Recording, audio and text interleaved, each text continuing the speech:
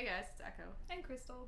And Crystal. Okay, so what are we playing today, Echo? We're gonna be playing fun things. Well, so what's the game called, first and foremost? First of all, the game is called Crack Ship. The game. The first thing that I need to explain for anyone who just might not know, shipping is a thing that people do on the internet where they will take two characters that they think belong together and they will imagine them being together, whether it be with fan art or fan fiction or just in their heads. But there's this thing that happens on certain darker parts of the internet where people will take characters that do not belong together and try to force them to ship. And that is called a crack ship. We're going to be drawing names from bowls and crack shipping them. It's hilarious. It can be really, really funny. Have in mind, none of this is serious. We don't actually ship these people. And have in mind, nothing sexual, just shipping in terms of characters. Yeah. This is like a stupid slumber party game, and we've been recording for like 12 hours straight, so. We are not pros at any of these fandoms. Yes, we will get things wrong. Okay, to the game. To the game, let's begin it. You go first for the first round. So we've got Saitama, One Punch Man, and Moaning Myrtle. Moaning Myrtle. From Harry Potter. So, Saitama is fighting a monster, and so they're fighting, but the fighting goes into outer space, obviously, because it's intense. And then the other guy hits Saitama into Hogwarts. This is some crap fanfic. Don't judge my fanfic. And then he's in Hogwarts, and he lands in the girls' bathroom in the tub. Comedic effect. Saitama is awkward and she's like, oh my, because she's like that about everything, but Saitama's like, what? And then it's just a thing. Just a thing. The end. Except, I think that works. I'll give you a point for that. Thanks. I don't think I could come up with anything better other than maybe he destroys Hogwarts in the process and it frees her somehow. Oh, yeah. That maybe it's more like a prison rather than like and then she a can tie to the fly universe. away and they're together. And okay, they fly off into the sunset. I would say a solid 1 and then 1/2. This is such a problematic game. So many. LSP? Lumpy Space Princess. Oh, okay. Ooh. So Lumpy Space Princess. Phyllis from The Office. What? I think I can do this one. I can justify this one. Okay. I feel like they're kind of the same shape. And there's that whole attraction about like you being attracted to someone who resembles you in some way. Okay. Yeah, so I can understand them having that same mutual attraction.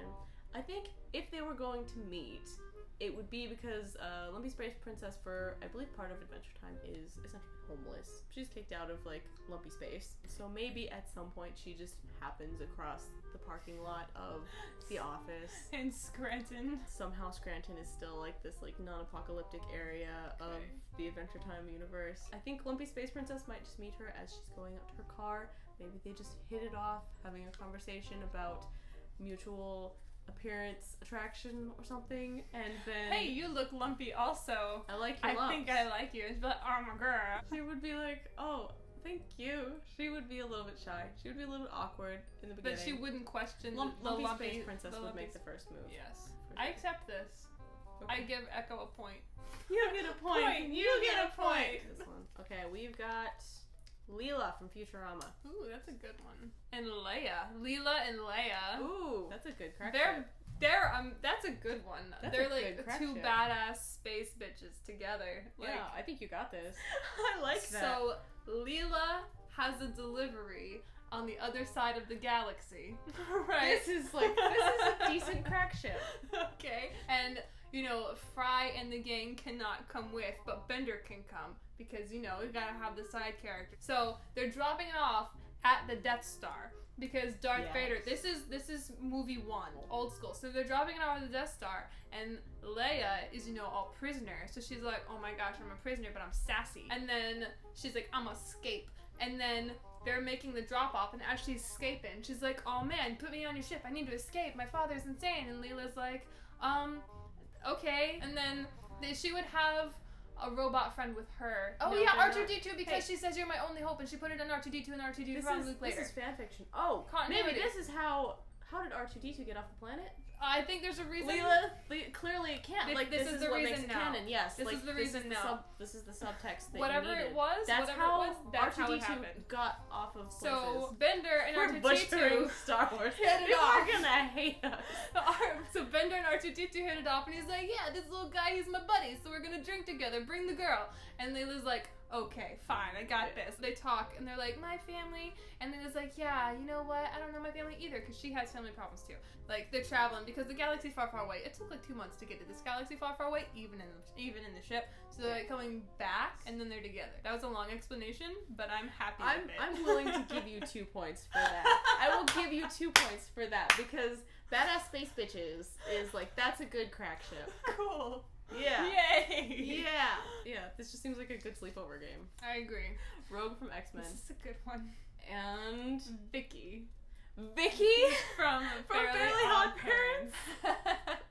What? They're both teenage girls. So Yeah. I can imagine maybe Okay. Timmy wishes that Vicky had someone that she could connect with on an emotional level. To make her not as mean. To make her not as mean. So that's pretty straightforward. So he makes a wish, and thus Rogue is brought into the Fairly Odd Parents universe. Mm-hmm. If the X-Men were brought into another universe, would it cancel out their powers? Maybe This even is your just fan temporarily? fiction. You get to Okay, decide. that's a good idea. I'm gonna bend the rules of this universe. I'm gonna say that since the this X-Men is being brought to another dimension, there's a delay in her powers where they are essentially shut off for a period of time while the rest of her existence catches up to this new universe. And maybe Rogue, like, just throughout this period of time is able to teach her and explain to her how difficult it is to not be close to anyone, to never be able to have a connection with a person, and because of that they hit it off, and maybe Vicky ends up being less mean. And then I kind of imagine it having some horrible tragic thing where eventually her powers catch up to her and then she like sucks away Vicky's soul. And then that solves the Vicky problem. And then it's one of those tragically ending ships. Yeah, it's one of those very tragic ships. I accept this. It's like a Titanic ship. I accept this. You get 2 points. Oh, I accept. Ooh, yay. 2 points. Brian Griffin from Family Guy. Okay. Good luck with this. Stormtrooper. Again, a little bit of a stretch here. They did have a Star Wars episode. They did, There's right? your crossover purpose. I forgot who the heck he played in that. I think it was Chewie. I feel like a stormtrooper should go to Peter Griffin's house just to change it up. So the stormtrooper, they're like rebellious, but they're not smart and or, you know, the main character of anything like Finn is. So they just get caught really fast, and instead of like getting like punished and killed, Stormtrooper is friends with the Stormtrooper leader, and they're just like, instead of killing you, I'm just gonna let you go. And so like he takes a little tiny ship that's really gimpy, and he's like floating through space like beep, beep. Yes. Because he went through a wormhole where everything suddenly cartoons. Then crash lands in front of Peter Griffin's house, but they're all out at dinner except for Brian because he got into a fight with Stewie. And then the stormtrooper gets out and he's like, whoa, what is this? What is happening? Brian's like, you must be hungry. I'll invite you to dinner because I'm skipping out on dinner because I'm mad at my friend. And then they go to dinner and there's a flower in between them, and then they talk and they're friends, and then their friendship develops into a wonderful love. There you go. Okay, there we go. Crack ship conquered. That's a point. For sure. Everything is made up and the points don't matter. Echo's entire life. Crowley from Supernatural and Eva from Wall-E. Oh, this is such a stretch. The Wall-E time period takes place in the future. So Crowley is an immortal being. Naturally, after like eons, he could easily get lonely. Whereas Eva is a robot. Mm-hmm. She can live forever. So maybe in this universe, he eventually finds a way, just as a demon, to go through space. So he's a disembodied demon. When he finally does get through the ventilation system onto this place, he's looking for something to take hold of. Maybe this is the point where Eva has gotten back with the plant. He could take a hold of the captain's position and just be like, wow, I now run all of this ship. Why on earth would I go back to hell where there's nothing? I can just make the nothing ship on hell. The planet. In this, he is now the only immortal on the ship.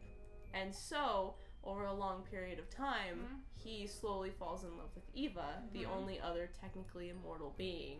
And also, and they live forever happily in space. That forever works. in hell in space. That works. That would be the title of the fanfiction, Hell in Space. Hell in Space. That works because Crowley can't fall in love with a real person. Point and a half. I'll accept your point and a half. Only because you had to try to make it work. Stretch. Yeah. That was a big stretch. Last one. Okay, last one. Jean-Ralphio. And you have to... Who? All of the Kanker sisters. From Ed, Ed, and Eddie. Just all three of them. No, he would totally this Do way. it. You keep getting the easy crack ship. I found myself some sisters. I can see him singing that. They're like, they grew up in a trailer park, and he's smooth in a trailer park way. Okay, so how to connect the dots? I feel like they have to be older. They would have to they'd have to be older. Okay, I'm bending some rules. The two worlds exist on the same plane of reality, so we're completely bypassing that one is cartoon and one is not. They're just is the same universe. So Jean-Ralphio is trying to get that money, and he's trying to help Tom, who works for the Parks and Rec department. And Tom's like, "Hey, I have a plan. We're gonna." I like your Tom voice. Thanks. No. They're gonna make money because there's this entrepreneur from a cul-de-sac in a neighborhood named Mr. Ed. So they go to meet Ed of Ed, Ed, and Eddie. But then the Kanker sisters obviously come and ruin everything. He's like, "I have a meeting with somebody really important." Because I forgot how he sounded. But so Eddie's upset because the Kanker sisters are there. But then Jean-Ralphio is like, "No, there's potential." So then he stays, and the Kanker, he's like, "What are you lovely ladies doing over here?" And then they're wooed by his song. They're just wooed.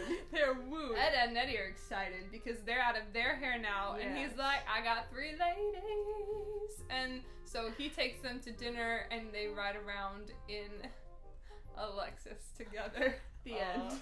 Like, you have all the like easy crack ships, or maybe you're just finding these connections. I want to do one more round just because it's funny. Johnny Bravo. Satan.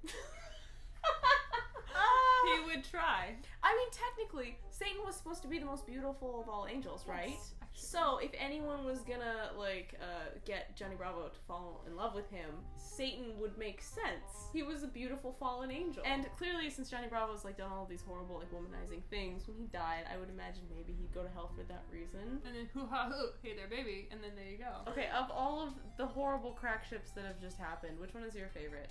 Leia and Leela. Yeah, that's my favorite too. Badass space bitches. I'm slightly worried. I'm about expecting the fan Leela Leia fan art, like Leela Leia. Leela Leia. Leela Leia. That's just Leela. Leela. Yes, best ship name ever. This is a terrible slumber party game, but if you feel like making fun of like ridiculous shipping culture, it's kind of fun.